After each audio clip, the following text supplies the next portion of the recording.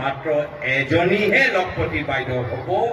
চাব কৈছো, যেতিয়ালৈকে হিমন্ত বিশ্ব শৰ্মা ডাঙৰীয়া অসমৰ মুখ্যমন্ত্ৰী হৈ থাকিব, অসমৰ ভিতৰত মাত্ৰ এজনীহে লখপতি বাইদেউ হ'ব।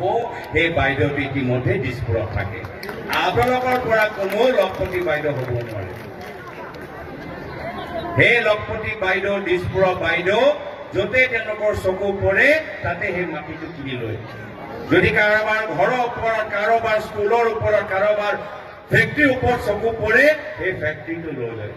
যদি কাৰোবাৰ বাগানৰ ওপৰত চকু পৰে, বাগানটো আটাইতকৈ বেছি ভাল পায়, সেই বাগানটো তেওঁলোকে লৈ লয়।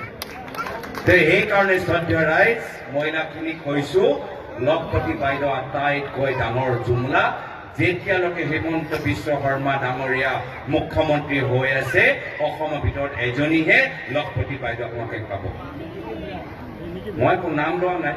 হিমন্ত বিশ্ব শৰ্মা ডাঙৰীয়া অসমৰ মুখ্যমন্ত্ৰী হৈ থাকিব, অসমৰ ভিতৰত মাত্ৰ এজনীহে লখপতি বাইদেউ হ'ব। সেই বাইদেউটো ইতিমধ্যে দিছপুৰত থাকে। আপোনালোকৰ পৰা কোনো লখপতি বাইদেউ হ'ব নোৱাৰে। সেই লখপতি বাইদেউ, দিছপুৰৰ বাইদেউ, য'তে তেওঁলোকৰ চকু পৰে তাতে সেই মাটিটো কিনি লয়। যদি কাৰোবাৰ ঘৰৰ ওপৰত, কাৰোবাৰ স্কুলৰ ওপৰত, কাৰোবাৰ ফেক্টৰীৰ ওপৰত চকু পৰে, সেই ফেক্টৰীটো লৈ লয়। যদি কাৰোবাৰ বাগানৰ ওপৰত চকু পৰে, বাগানটো আটাইতকৈ বেছি ভাল পায়, সেই বাগানটো তেওঁলোকে লৈ লয়। সেইকাৰণে শ্ৰদ্ধেয় ৰাইজ, মহিলাখিনিক কৈছো, লখপতি বাইদেউ আটাইতকৈ ডাঙৰ জুমলা। যেতিয়ালৈকে হিমন্ত বিশ্ব শৰ্মা ডাঙৰীয়া মুখ্যমন্ত্ৰী হৈ আছে, অসমৰ ভিতৰত এজনীহে লখপতি বাইদেউ আপোনালোকে পাব। মই একো নাম লোৱা নাই। মই মিডিয়া বন্ধু কৈ দিছো, মই নাম লোৱা নাই দেই।